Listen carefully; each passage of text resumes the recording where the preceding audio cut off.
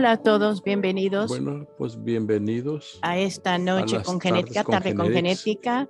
Con Yo soy Genética, mi Clarice nombre es Pryor y soy la Clarice asociada de comunidad Pryor. de difusión a la Soy, comunidad para Baylor College of quiero Medicine darles y la quiero dar la bienvenida bienvenida a esta, a esta reunión a que estas tenemos en el tardes con mes de octubre, Genética, celebrando la celebrando la herencia herencia hispana. hispana.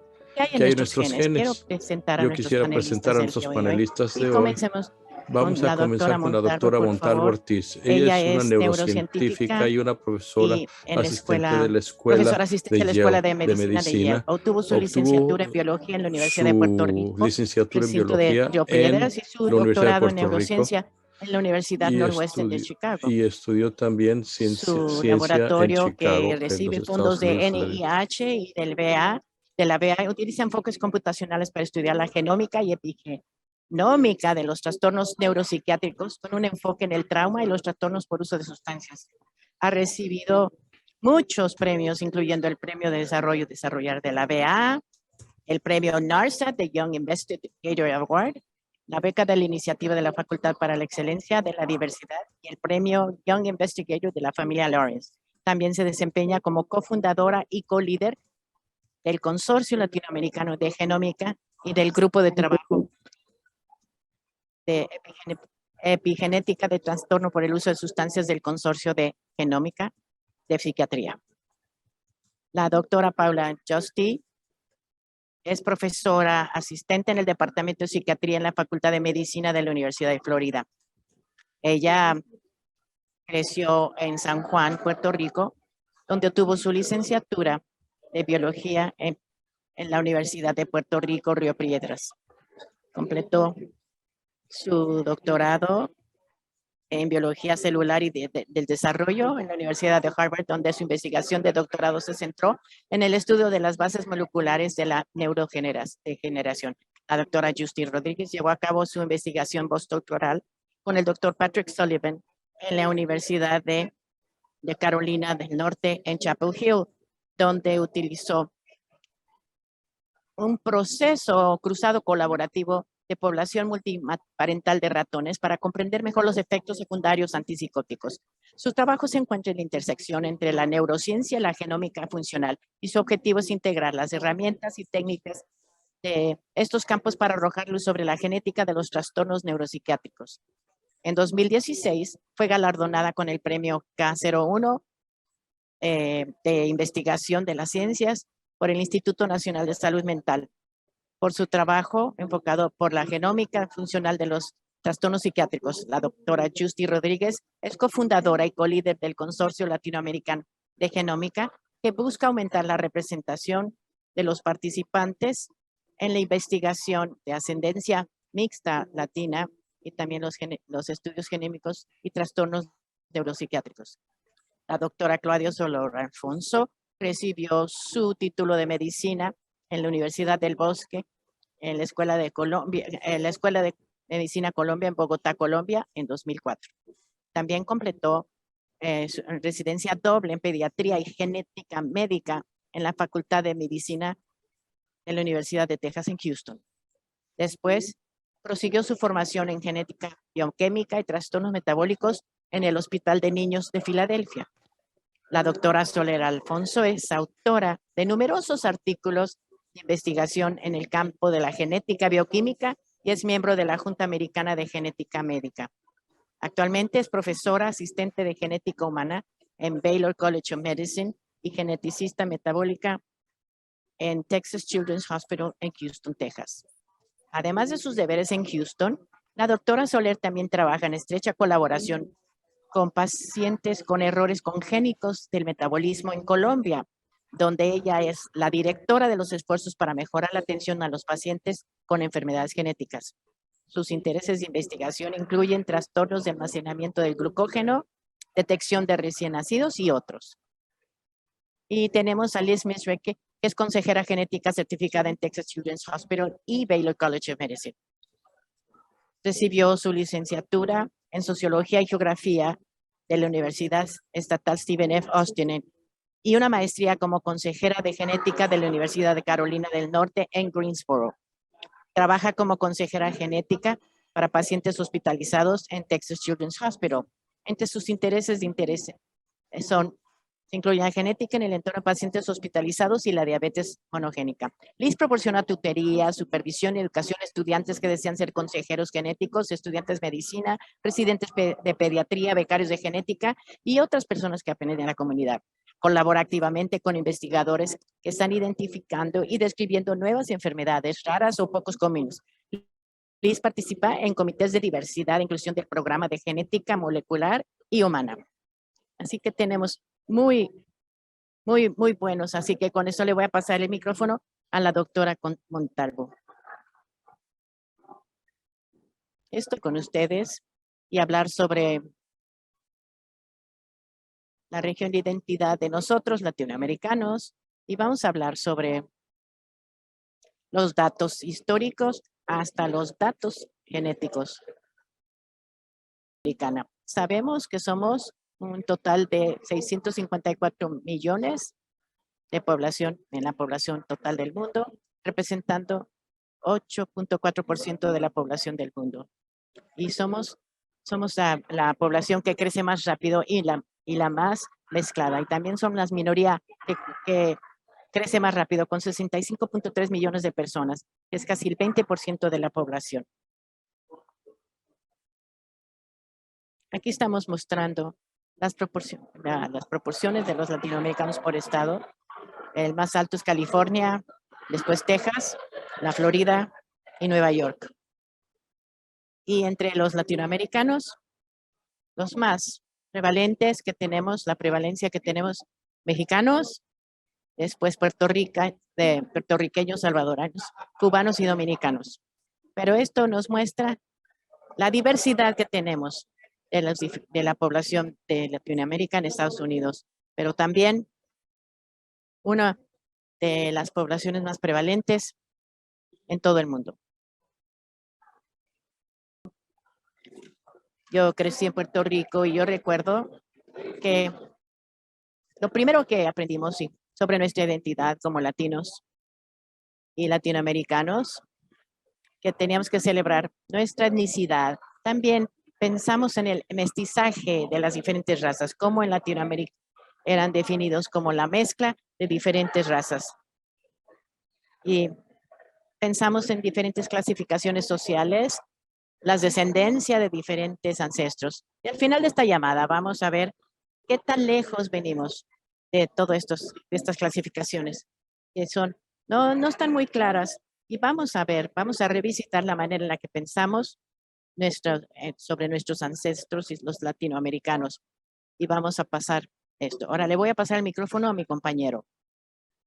Entonces, ¿cuál es la composición genética de las Américas? Hay 4 factores que influyen en la composición genética actual de las Américas. Primero tenemos una población nativa variable y densidad en la llegada de los europeos. Luego tenemos la influencia de la inmigración de los europeos durante el periodo de la colonización. Tenemos el involucramiento del Nuevo Mundo en el tráfico de esclavos africanos y la mezcla de nativos europeos y africanos, particularmente los latinoamericanos. Su composición genética ahora está principalmente compuesta de estos 3 grupos de ancestros, nativos o indígenas, llamémoslo así, europeos y africanos. Millones de nativos viven en las Américas. Aquí estamos mostrando estas divisiones y podemos ver cómo tenemos algunas regiones en Latinoamérica donde tenemos una mayor prevalencia de población nativa americana versus otros, pero esta es nuestra visión de la prevalencia y también de las diferencias en las poblaciones en todas las Américas. Entonces, definitivamente hay una gran diversidad y de subsistencia y de las organizaciones sociales, pasando desde centros urbanos densamente poblados como la cultura de Mesoamérica, de los mayas que dependían de la agricultura, hasta los Andes y a lugares menos poblados. Y como las comunidades más pequeñas y alejadas, como Patagonia, Norteamérica. Aquí en Sudamérica, yo creo que aquí solamente se ven los diferentes grupos de ancestros en las poblaciones nativas que se encuentran en todas las Américas.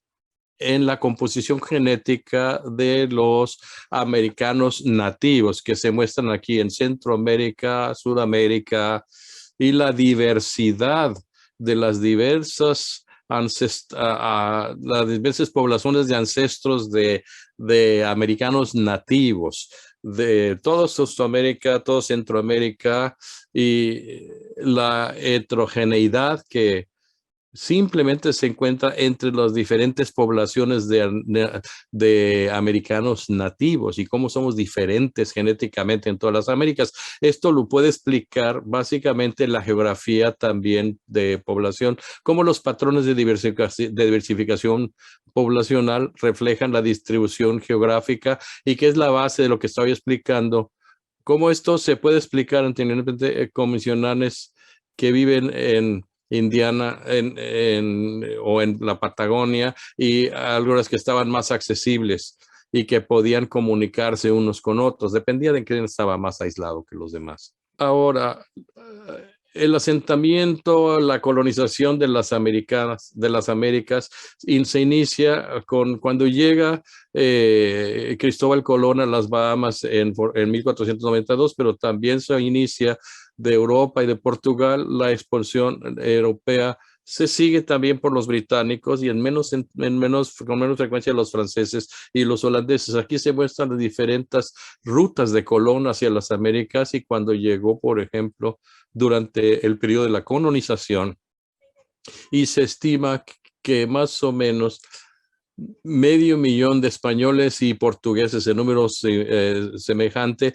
emigraron a las Américas. Aquí se muestra gente específicamente de España, dentro de España, donde se encontraba la mayor gente que migraba hacia las Américas era de España, y también a qué partes de Latinoamérica se establecían. Durante el periodo colonial, otros 1,000,000 de británicos, franceses y holandeses llegaron a la colonia y siguieron la colonización. El 90% de la población nativoamericana pereció. Esclavos africanos en las Américas fue iniciada por los españoles y los portugueses en principios del periodo colonial y fue incrementando ímpetu. El tráfico de esclavos se expandió a otras naciones europeas, por ejemplo, para plantaciones tropicales y para la caña de azúcar en el Caribe. En muchos lugares, hasta que el número de africanos superaba en gran número a los europeos. Aquí mostramos el número de africanos que había en todas las Américas y los diferentes patrones migratorios desde el África hasta las Américas. Nada más para darnos una idea del flujo de esos y la llegada y la desembarque. El comercio de esclavos tenía dinámicas que influyeron en la herencia, las proporciones de africanos en las Américas. Mostramos que como 4.5 millones que se embarcaban en África y desembarcaban en las Américas. O sea que llegaban con éxito a los americanos. Desafortunadamente, muchos de ellos morían en el camino, en estos viajes. Entonces, la dinámica del comercio de esclavos, esto influyó en como 5 millones de americanos que desembarcaron en las Américas en el siglo XVI al siglo XIX. De los 12.5 se embarcaban de África hacia las Américas.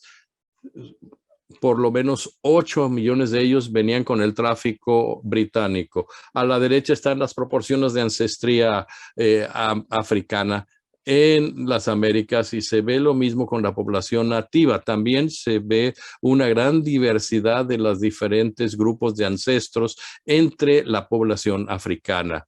Y eso también se podía ver como una influencia en todas las Américas, influenciado principalmente por la dinámica del comercio o Acabo de dar una panorámica de la población nativa. de cada una de las poblaciones antes de la era colombiana, luego la colonización hacia las diferentes Américas, la influencia del comercio de esclavos de los africanos que eran tomados de África y llevados a trabajar como esclavos en las Américas en general para trabajar la tierra. Y como resultado de esto tenemos 3 diferentes grupos de ancestros que estaban mixtos, pero principalmente eran indios americanos, donde la estructura social permitía la mezcla de personas de diferentes antecedentes genéticos. En las Américas había, en la parte norte, por ejemplo, había más restricciones de grupos que se basaban de diferentes grupos de ancestros. Y aquí simplemente mostrando la diversidad de los ancestros y las mezclas en los norteamericanos, diferentes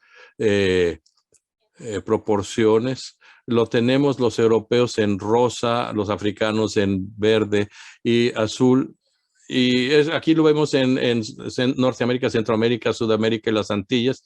Vemos los ancestros en las diferentes partes y se ven en el continente americano, se ve la prevalencia de los diferentes grupos en Centroamérica, América del Sur y el Caribe. Hay otro estudio que ve la mezcla de ancestros en las diferentes partes de las Américas. Y tenemos diferentes mezclas de americanos, pero también se mezclaban con gente de Colombia, de Perú, de México, en Puerto Rico, y vemos ahí cómo está la mezcla de las diferentes proporciones que se muestran aquí de los grupos de ancestros. Y también vemos la variabilidad en términos de las proporciones de cada uno de estos grupos ancestrales ante los diferentes países y en las Américas y en los países latinoamericanos. Aquí vemos, se van viendo el color de los diferentes tipos de ancestros con diferentes colores basado en los diferentes grupos de ancestros. Y hay una diversidad en términos de donde las diferentes partes de nuestros cromosomas provienen de diferentes grupos de ancestros. Y esto se basa en un individuo de una cohorte de los latinoamericanos. Tengo que decirles, aún hay algo más en nuestra diversidad genética como latinoamericanos. Voy a hablar de los restos genéticos del Manila Galleon, o sea, los barcos de Manila, que se relacionan durante 3 siglos, datando hasta los 1300. Los tratados en el comercio, en el Océano Pacífico se encontraban de la capital de las Filipinas, Acapulco, México. El comercio era de plata que compraban los chinos, una diversidad de grupos basados en las Américas, en Nuevo México, Nueva España y en Perú. Uno de ellos se conoce como el mantón de Manila, que es típicamente para los bailarines de flamenco, pero venían de ese comercio precisamente de las cosas que se compraban o se traían de China. Y los esclavos en Manila, principalmente indoneses y de Manila, se transportaban a Acapulco para que trabajaran como esclavos ahí. Entonces, el perfil de los ancestros de México, donde no solamente hay grupos indígenas nativoamericanos, pero también europeos y también aspectos de ancestros de Asia oriental. Entonces, aquí se puede ver con proporciones de población en ciudades y la más alta de alguien de Guerrero, donde se tiene la población más grande de ancestros del lejano oriente, y solamente vemos fragmentos de la cromosoma que vienen de africanos nativoamericanos y de del este de Asia también, o del oriente de Asia. Y tengo que decirles que esto se ve no solamente en los estudios de genética, considerando los diferentes mezclas que se tienen también en Latinoamérica, sino que también ah, hay una parte de nuestros antecedentes genéticos que se refieren a hace siglos, que es la contribución asiática a nuestros ancestros. Somos más que nuestros grupos de ancestros. Moviéndonos hacia el futuro, hay que repensar el modo en cómo se estudian los ancestros como grupos continentales o los grupos de ancestros como un continuo, como un espectro, vamos, y pensar en cómo en la era moderna, las mezclas está siendo cada vez más frecuente con la globalización. Y yo sé que hay diferentes grupos que están trabajando con diferentes modelos o diferentes métodos que pueden permitirnos capturar esto en estudios genéticos, y esperamos que podamos seguirle el ritmo a esto y podamos modernizar el campo de la genética en este contexto. Bueno, ese es el fin de mi plática. Espero que hayan aprendido algo y no se preocupen. Ahora les doy la palabra a mi hermana.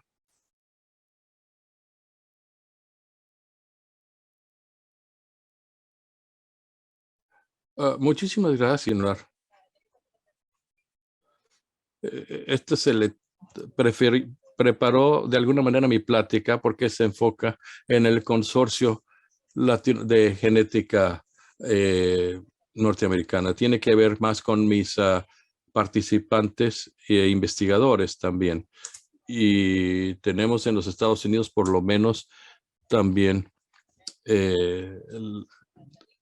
tenemos, como nos explicaba, tenemos datos limitados para entender las susceptibilidades genéticas. Lograr esto no solo implica a investigadores, sino a las comunidades de las cuales somos parte.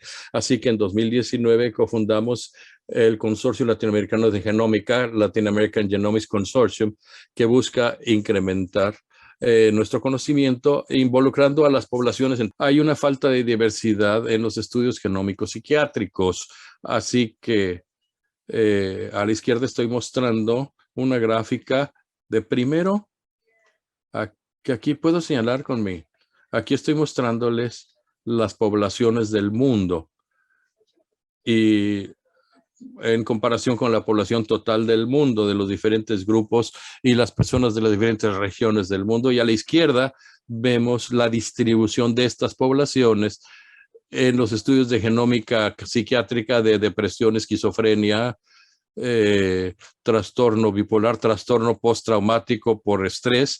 Y pueden ver que ustedes, los europeos como general, no son un porcentaje muy grande de la población del mundo, están sobrerepresentados en comparación con otras poblaciones de ancestros españoles, africanos, etcétera, están subrepresentados en estos estudios.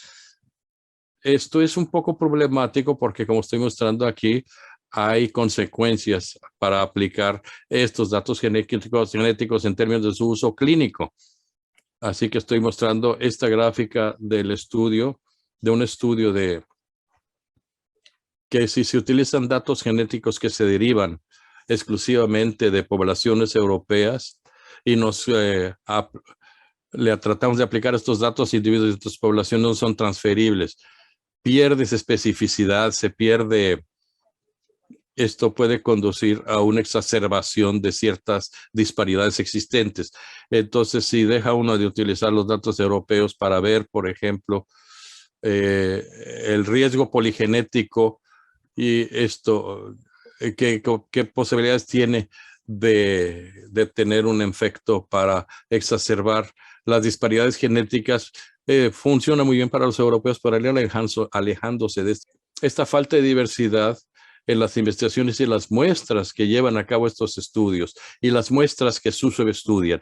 Aquí estoy mostrando ambas cosas. Esta gráfica muestra cómo para el Consortium de trastornos psiquiátricos, que es uno de los grandes consorcios del mundo, donde la mayoría de los investigadores provienen y finalmente se encuentran en los Estados Unidos y en Europa Occidental, y pueden ver que hay muchas regiones que no tienen tanta representación, aunque esto está un poquito anacrónico, y podemos ver a la derecha dónde están las muestras del estudio, de dónde provienen.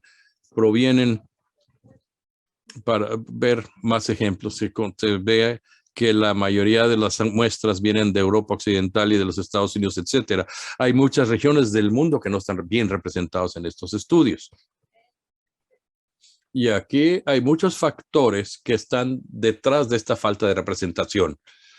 Una de las razones de esta subrepresentación en estos diferentes participantes de los diferentes estudios es que hay una falta de inversión en la ciencia y en investigación y desarrollo en toda Latinoamérica. En los Estados Unidos, como el 2.8% del PIB se gasta en investigación y desarrollo.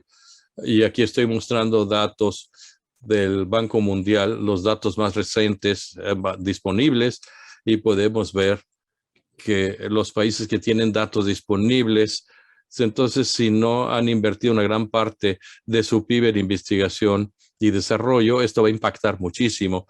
¿Qué tanto científicos están entrenando? ¿Qué tantos científicos están buscando grados de educación superior? ¿Y cuántos están dedicando a la investigación y desarrollo?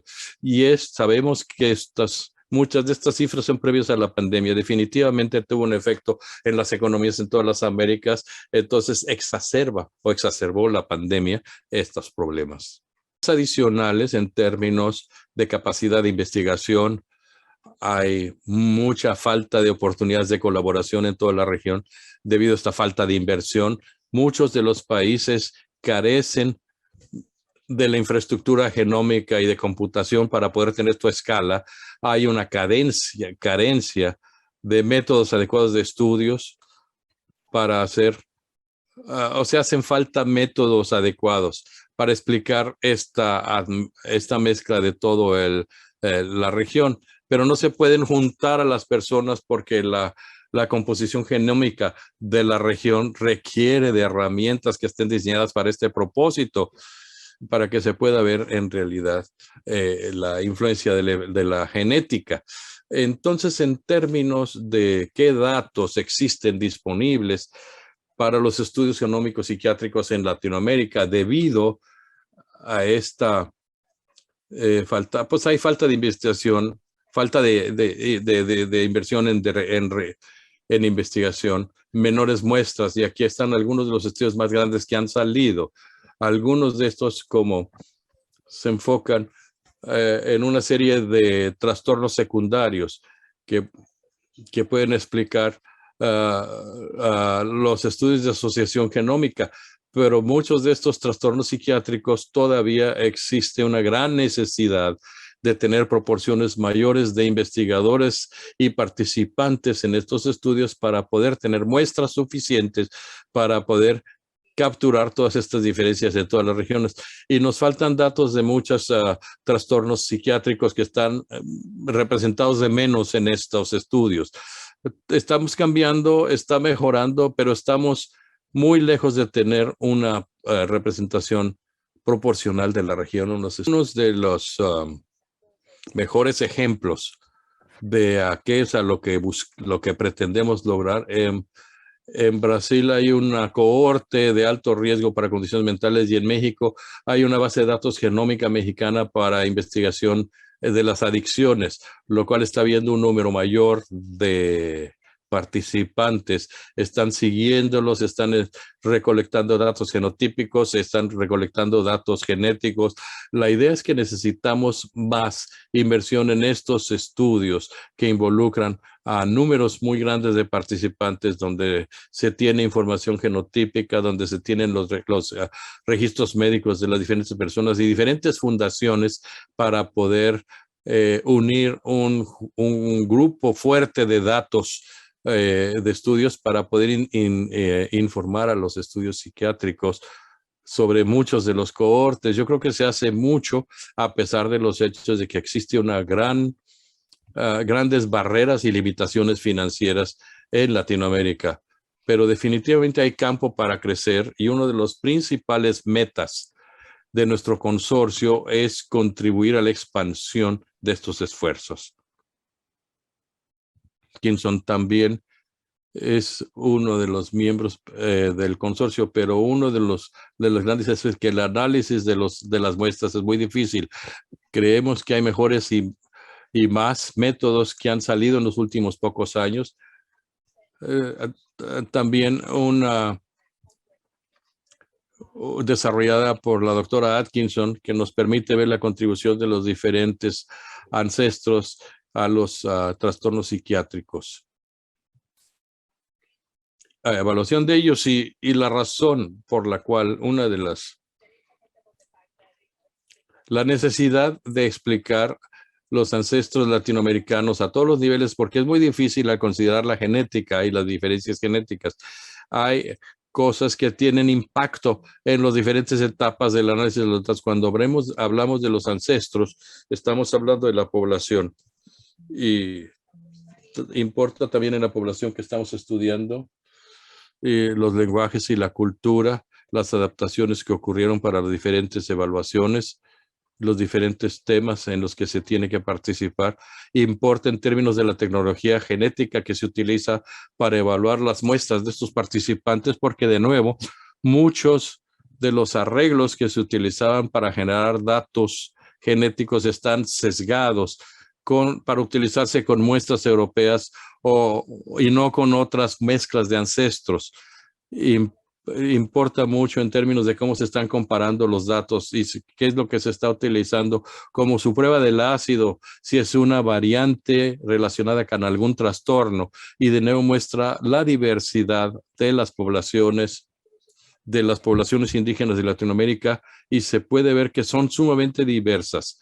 Y no es alguna cosa que sea de que un solo, sea una unitalla que le quede a todo mundo. Y además los métodos que se utilicen para estudiar y los métodos estadísticos se utilizan para analizar y modelar los datos. Y esto va a tener un impacto en los resultados cuando se generan los datos en base a sus estudios de asociación genómica y todos los estudios de manera semejante, si se hacen anotaciones funcionales, los tejidos, las células que se utilizan para generar datos funcionales de cómo se utiliza la información de la parte de nuestro genoma que no codifica proteínas, lo cual es muy importante para interpretar los resultados genéticos. En todo esto importa cuál es el origen de los datos, cuáles son los sujetos de los cuales salieron estos datos.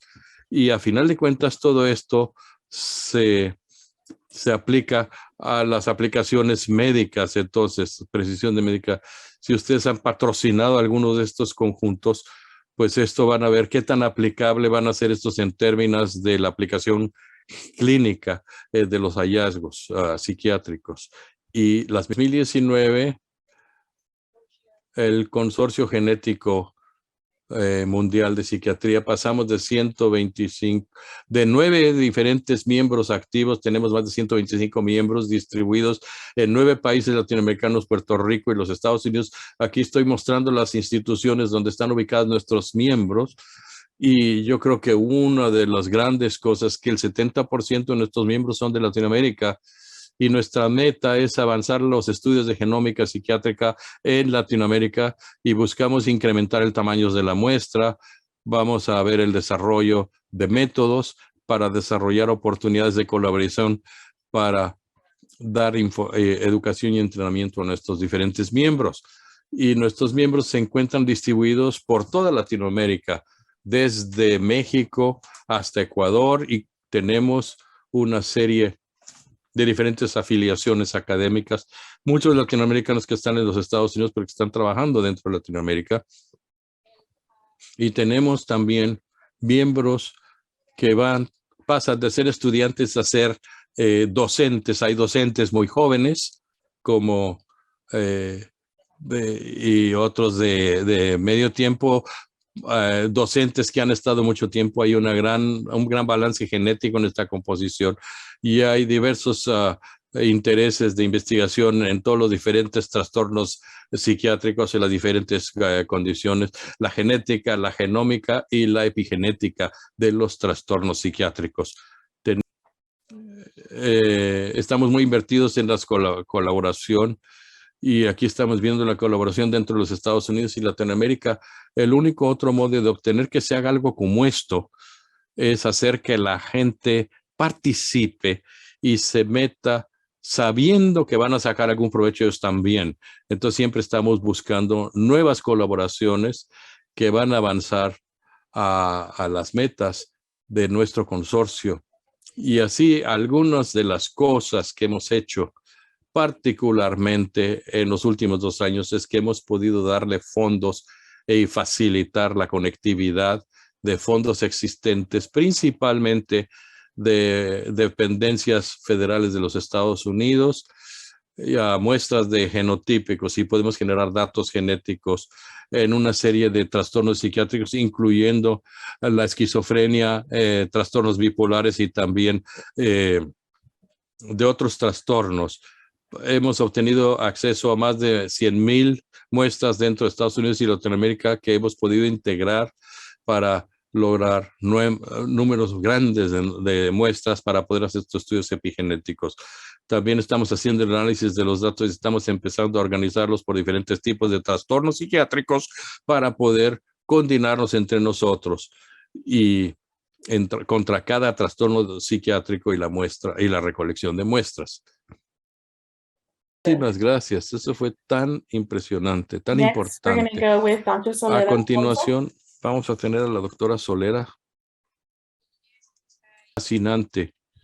Todo lo que nos dice la doctora Montalvo y el doctor Bustillo están integrando realmente el mejor modo de meterse a sacar una historia real de las cosas que vemos en el lado clínico. Nos da gusto ver los esfuerzos que se hacen en el nivel académico y cómo estos esfuerzos impactan realmente cuando vemos pacientes con condiciones, con trastornos, como la historia que les voy a contar ahora. Déjenme asegurarme de que se necesitan 2 para bailar el tango. Este es el primer caso. Estamos hablando de Latinoamérica y no tiene nada que ver esto con el tango argentino, pero decidí mostrarles 2 casos que, como dice, que se necesitan 2 para bailar el tango.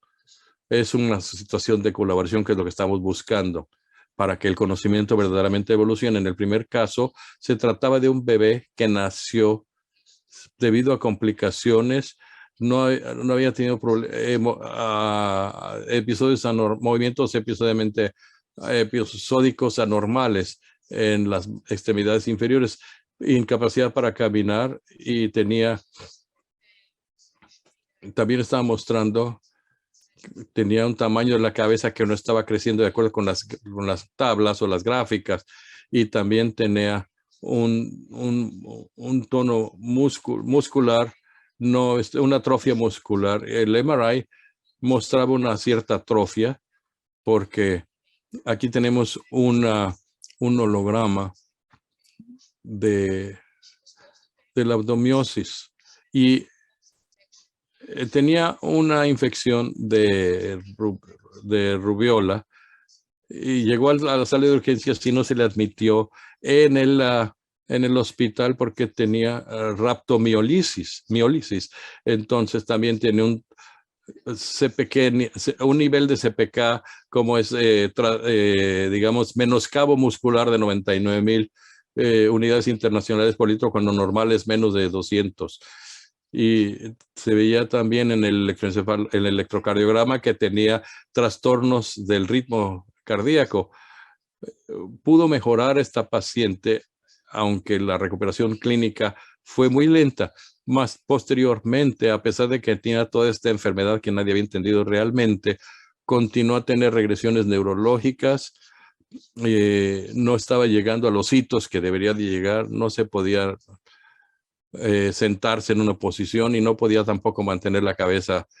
Desafortunadamente, a los 36 meses, el paciente desarrolló un problema de trastorno, de paro cardíaco, y falleció a pesar de los esfuerzos por tratar de reanimarla, de resucitarla. Se hizo una evaluación genética completa. Afortunadamente se le hospitalizó y las pruebas genéticas mostraban que tenía un problema de un gene. El segundo caso fue semejante, fue también de un bebé que nació después de un embarazo sin complicaciones, un poquito más pequeño que el bebé anterior en los primeros año y 2 de vida. Mostraba algunas dificultades de aprendizaje y retraso. A los 32 meses de edad, eh, estaba teniendo casos recurrentes de debilidad y disartria, o sea, que no podía hablar bien, dolor en las extremidades inferiores y también tenía trastornos de habla. Y vimos que estos episodios eran concomitantes con una enfermedad de infección. A los 4 años de edad, la paciente tuvo una faringitis, una infección de la garganta enorme, y se mostraron que esos niveles de CPK muy elevados. Entonces tuvo un trastorno de los músculos y una gran arritmia cardíaca severa. A los 5 años, tuvo otra rabiomilosis asociada durante la gastroenteritis. Se la pudo dar de alta del hospital y después de estos episodios desarrolló episodios de rabdomiólisis. Entonces se puede mostrar, pero que cuando tiene estos problemas metabólicos o estas displasias con afectación de los músculos, este paciente actualmente tiene casi 8 años y todavía experiencia fatiga, tiene auxiliares auditivos porque tiene medicamento para hipotiroidismo y además está teniendo SNG con el tipo de gene TANGO 2. Bueno,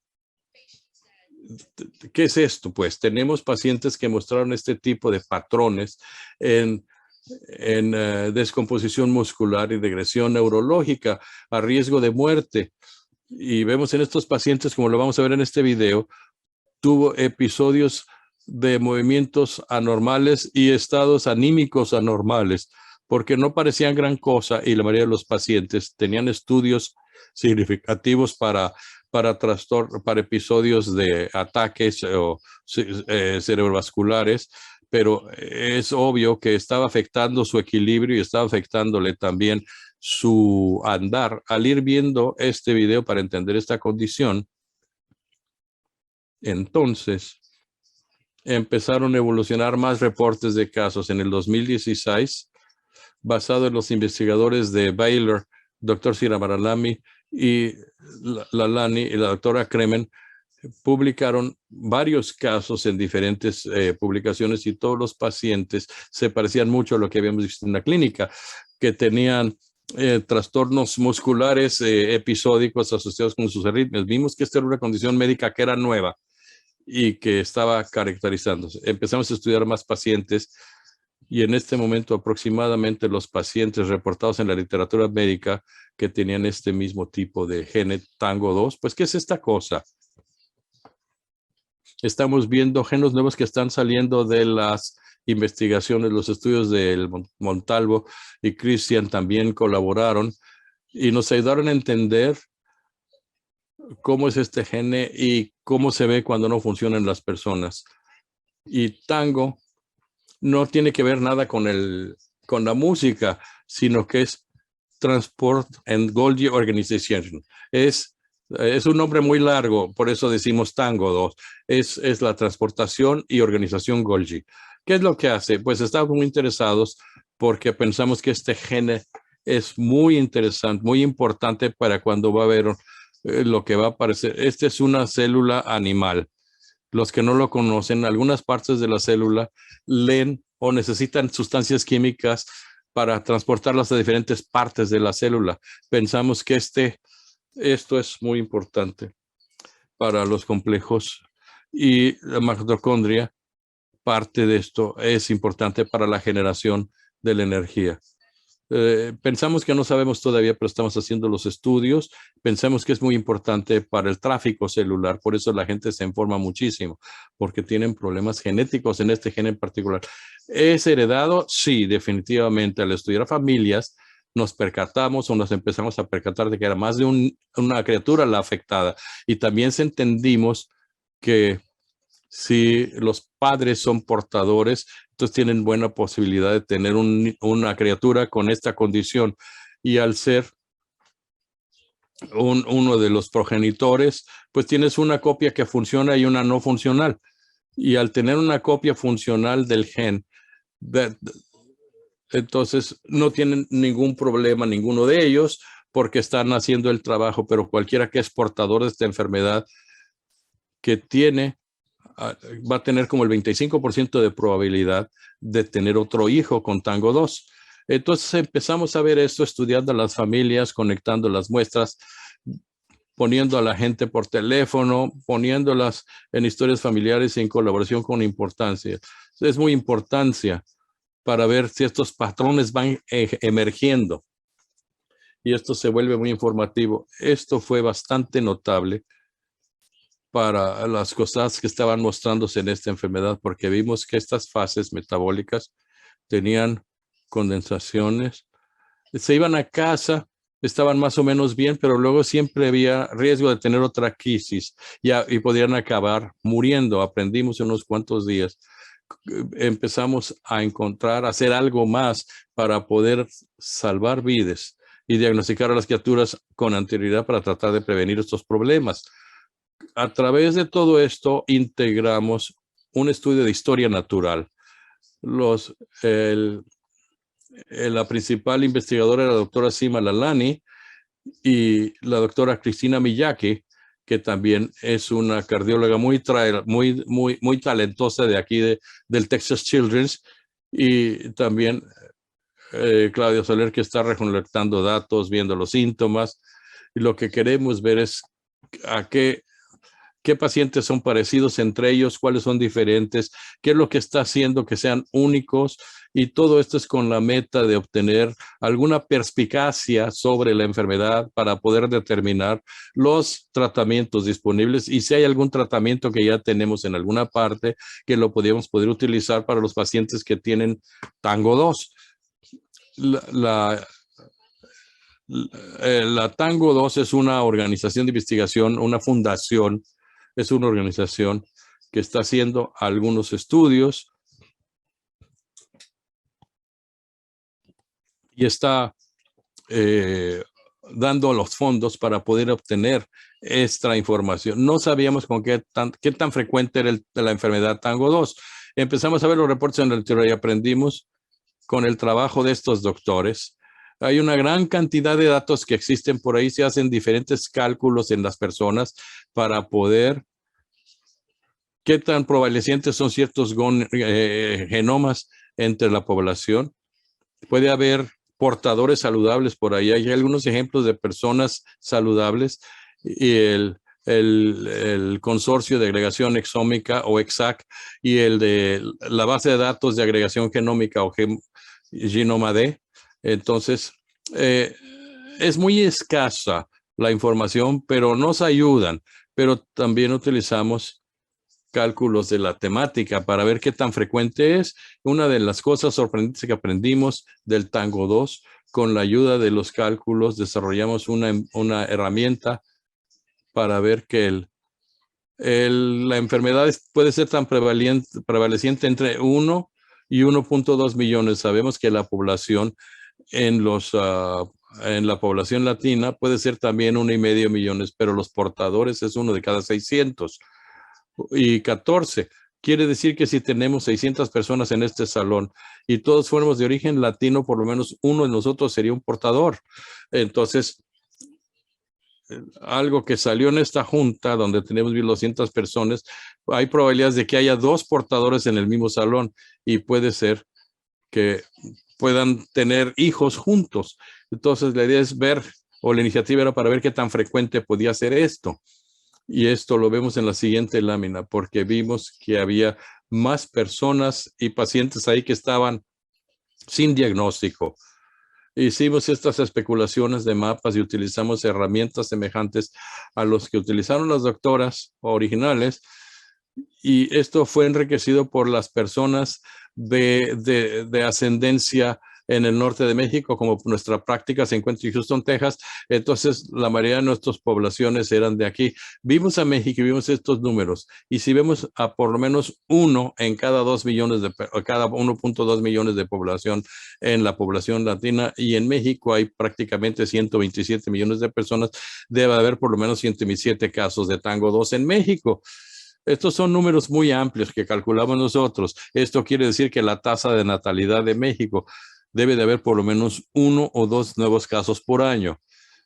Esto fue algo que nos asustó bastante porque sabemos que hay muchos niños en México que pueden estar falleciendo por esta condición de la que no tenemos conocimiento y que no vamos a poder encontrar.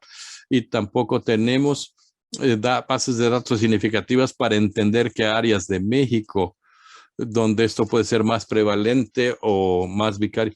Entonces, en cuanto a planeación de estrategias y oportunidades, pues estamos bastante limitados y tratamos de hacer esto. Tenemos diferentes bases de datos de diferentes personas al nivel de Baylor, por ejemplo. Este es un ejemplo de lo tan subrepresentados que nos encontramos como latinos. Este es un consorcio parecido a lo que nos estaba mostrando la doctora Agustín para los desórdenes psiquiátricos o trastornos psiquiátricos, y vemos que los individuos hispanos, latinos o de origen hispano están subrepresentados. Definitivamente necesitamos más representación.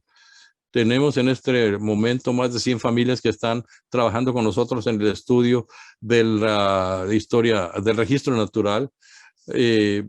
En algunas de las conferencias familiares hemos ido reuniendo información, pero es muy importante que podemos involucrar a nuestras comunidades latinas e incluso más individuos saludables que vengan con nosotros y participando con nosotros para que podamos entender nuestra arquitectura, nuestros genes, qué nos hace diferentes, qué nos hace iguales o parecidos, para poder utilizar estas investigaciones y enfoques de investigación para poder tener un impacto y podemos realmente salvar vidas. A final de cuentas, es lo que realmente nos importa. Le voy a ceder la palabra a Liz, que nos va a hablar ahora un poquito más de los recursos y cómo involucrarse en la actividad de investigación, y esperamos que por lo menos tengan sus siguientes pasos y nos puedan contactar. Yo quería hablar de algunos recursos genéticos para empezar a involucrarse. Uno de ellos es el Consejo Genético Latinoamericano en español. Hay un website que está muy disponible en inglés y en español que tiene muchos recursos. Que se llama Genetic Counseling Patient Resources en español, y espero que podamos compartir nuestras láminas y nuestras grabaciones. Podemos pasar nuestras transparencias para que tengan acceso a estos recursos en el futuro. La otra es la red de genética médica.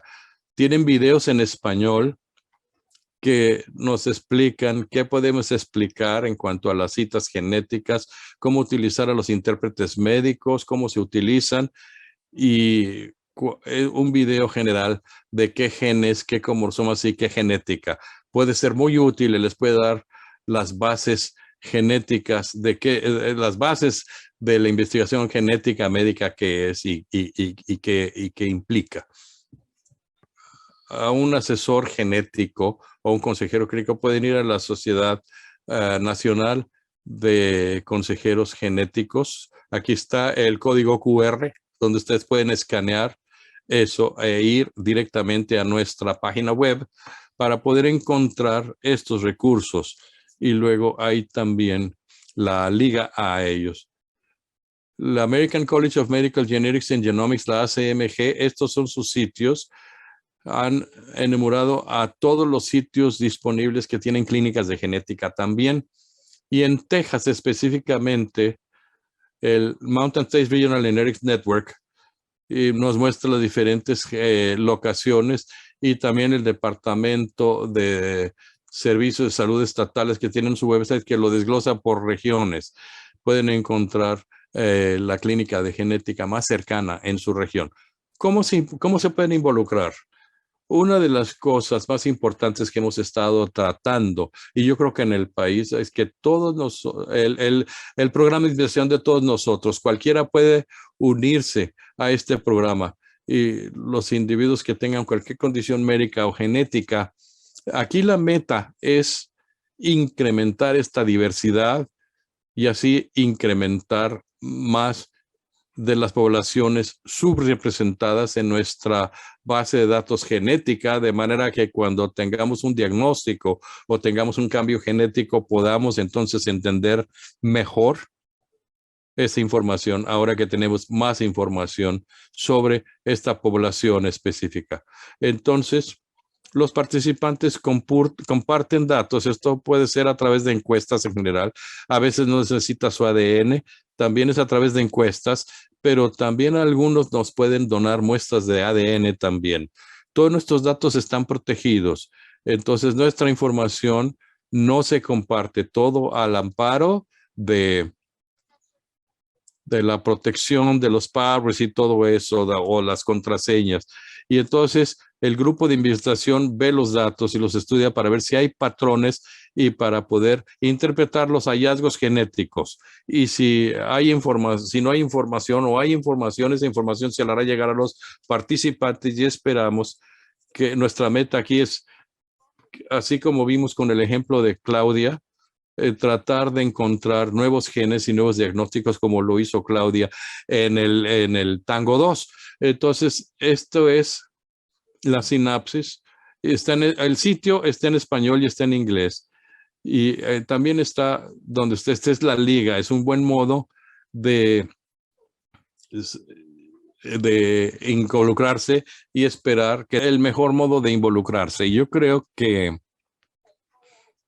como lo mencionó Paula, con el consorcio Latin American Genetics, con consorcios así, que dan fondos y dan, digamos, mano de obra, que nos pueden dar una mayor información sobre la población genética y nos dan más información genética de dónde somos. La meta de esto es realmente dar una plática anual por todo el mes de la herencia hispana, y el año que entra quisiéramos dar la plática en español y luego traducirla al inglés. Entonces quisiéramos preguntarle a ustedes, que son los del público, si tienen algunos temas de los cuales quieran aprender. Este es el foro al cual tienen que entrar y utilizar el código de QR también. Y posteriormente podemos hacer preguntas y podemos obtener información para temas, porque estamos aquí solamente queremos escuchar de la comunidad qué temas les interesan oír en el año que entra. Y con esto, ahora abro la sesión a preguntas y respuestas, si es que alguna persona tiene alguna pregunta. Son pláticas realmente muy interesantes. Son diferentes perspectivas genéticas, históricas, de epigenética. ¿Qué piensan ustedes que son las mejores o las más grandes ventajas de incluir la diversidad y la especificidad al trabajar con las diferentes poblaciones latinoamericanas en sus diferentes entornos? A mí, en el lado clínico, yo veo a muchos bebés muy bonitos en el hospital, y realmente es muy útil cuando tenemos algún resultado.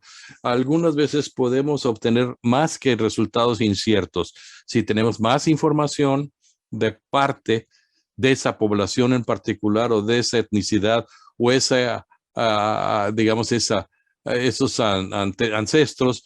Podemos empezar a ver lo que estamos encontrando en las pruebas genéticas clínicas. También quisiera agregar que, en base al conocimiento que ha ido evolucionando en el tiempo, ciertos cambios genéticos que sabemos que pueden ser problemáticos y se habían restringido a ciertos antecedentes o a ciertos grupos, nos informan de tratamientos específicos y estrategias de tratamiento.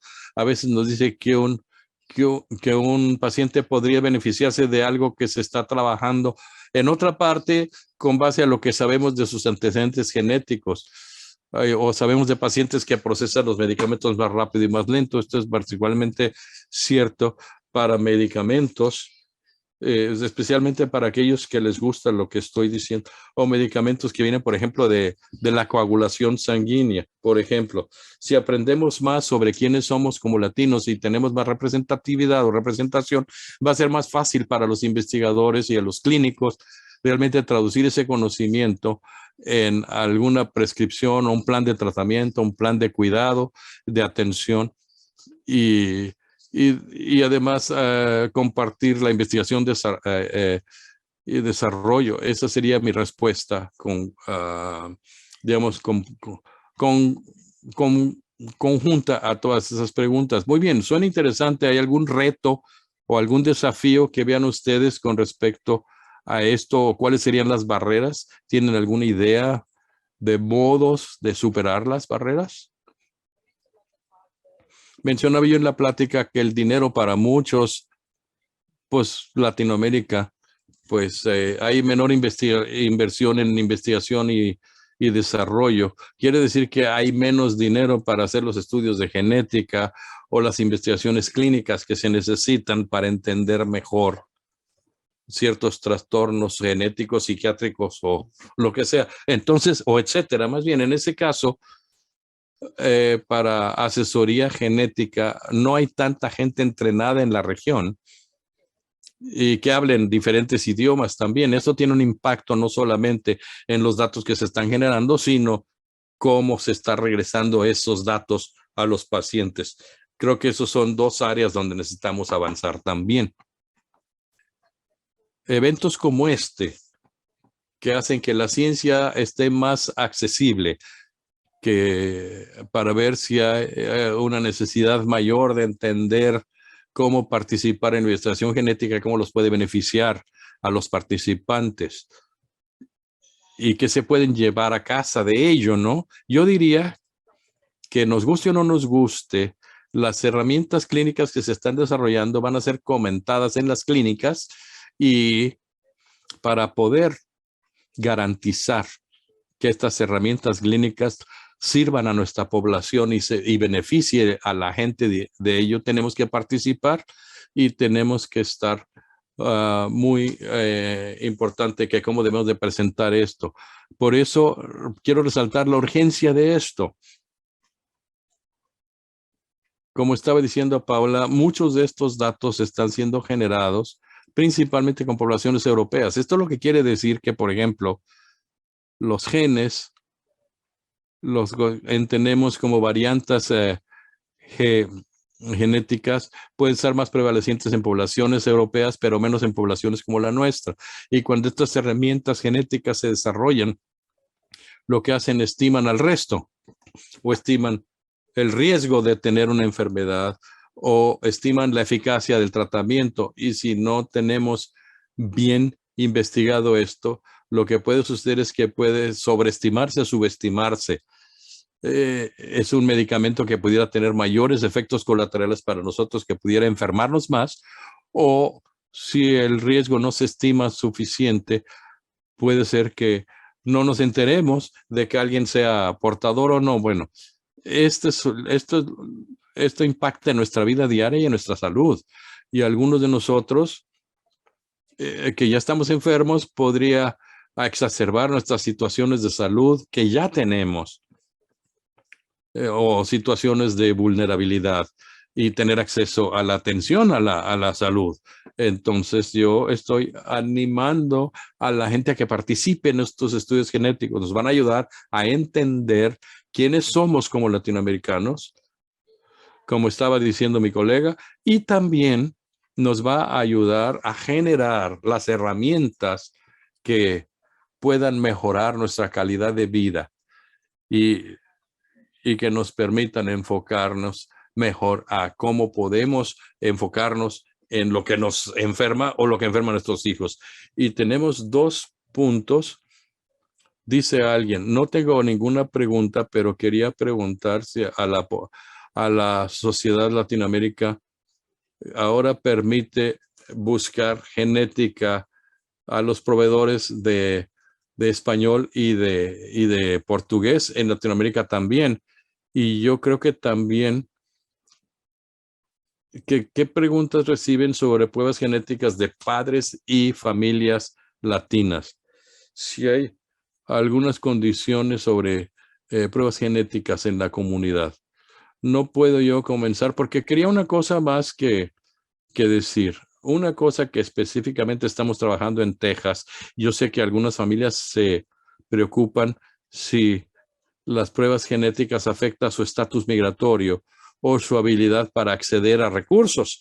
Y el el estatus migratorio no afecta nuestra habilidad para ver pacientes en las clínicas, ni mucho menos. Esto es algo que yo creo que la gente a veces se puede sentir incómoda porque a lo mejor no o no pueden buscar servicios, pero definitivamente sí pueden. Y yo creo que algunas veces nos preguntamos, ¿y cómo se utilizan estos datos? Y cuando hacemos pruebas genéticas, solamente se utiliza para esa prueba específica y no puede utilizarse para ninguna otra cosa. Y cuando cruzamos ese puente y estamos tratando de entender algo más, va a ser claramente un estudio que se relaciona. Y es muy importante que utilicen su voz. Nosotros como latinos tenemos muchos respeto e ignorancia de los servicios médicos. Muchos de nosotros que estamos en diferentes áreas hay solamente un médico para un área muy grande y hay diferentes relaciones con los médicos y yo creo que realmente necesitamos utilizar nuestras voces y hacer preguntas y preguntando si esto es para atención clínica, es para investigación. Si les responden que es para investigación, yo creo que hay que preguntar qué están investigando tales cosas y no se sientan menos. Es nuestro deber como doctores y como investigadores decirles todo lo que estamos haciendo lo más posible de manera que ustedes entiendan y asegúrense de que somos altamente regulados por diferentes dependencias para utilizar toda la información en los diferentes círculos que están relacionados con nosotros.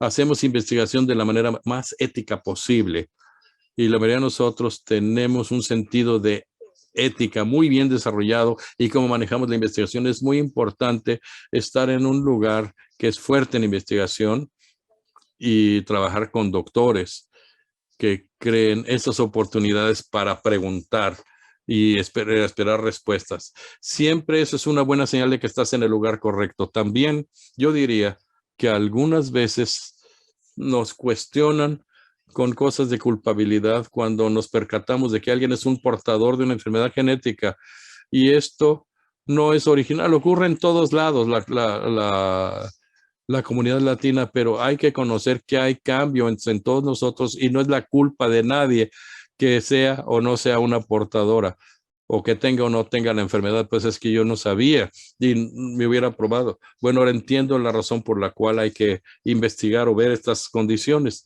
Es importante tener los espacios donde puedes sentirte seguro, utilizar tu voz y hacer preguntas. Es el mejor consejo que les puedo dar, que se lleven de esta plática ustedes hoy.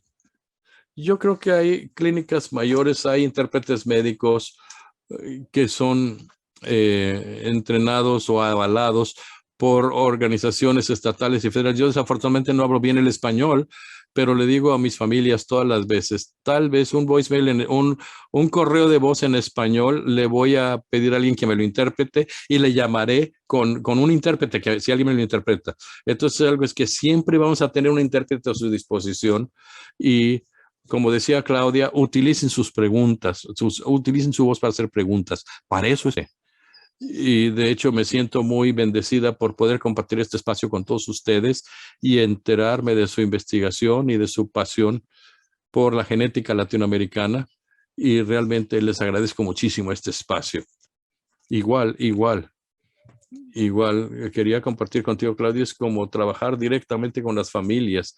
Y yo creo que saben un poquito más de nuestro trabajo. Y sí. Y muchísimas gracias por invitarme a hablar con ustedes. Muy bien, pues muchísimas gracias a todos ustedes por haber asistido. Les agradecemos a todo el mundo que se hayan registrado y que hayan puesto en línea para ver estas presentaciones tan sorprendentes que nos dieron sus panelistas. Gracias a los panelistas también. Quiero recordar a todo mundo que esto es una serie mensual. Quiere decir que vamos a tener una de ellas en noviembre, que va a ser sobre cardiología. Creo, es sobre cardiología, sí. Y va a tener que ver con el síndrome de Markham. Entonces, esto va a ser el martes 15 de noviembre a las 7 de la noche. Les voy a pasar la liga en el chat también. Y si pueden sacar del programa del estrés a la fortaleza del volante, vamos a poner ahí en donde se pueden registrar y la liga. Esto tiene que ver con el cuidado de pacientes, de jóvenes adultos, de adolescentes con necesidades especiales. Es en 2 partes. Entonces, el 22 de octubre, la primera parte, y la segunda parte en noviembre. No se tienen que registrar para las 2. Es un solo registro para ambas sesiones y no tienen que asistir a ambas. Si quieren venir a una y no la otra, eso está perfectamente bien. Vamos a poner esas en la liga y van a recibir ustedes un correo electrónico con todos los recursos que tenemos en el chat y con esta encuesta y lo que tenemos en el volante para que tengan acceso a este programa. Y con eso quiero agradecer a todo mundo por haber asistido de nuevo. Les agradecemos su asistencia y disfruten del resto de su tarde. Buenas noches. Gracias, gracias. Gracias a todo mundo.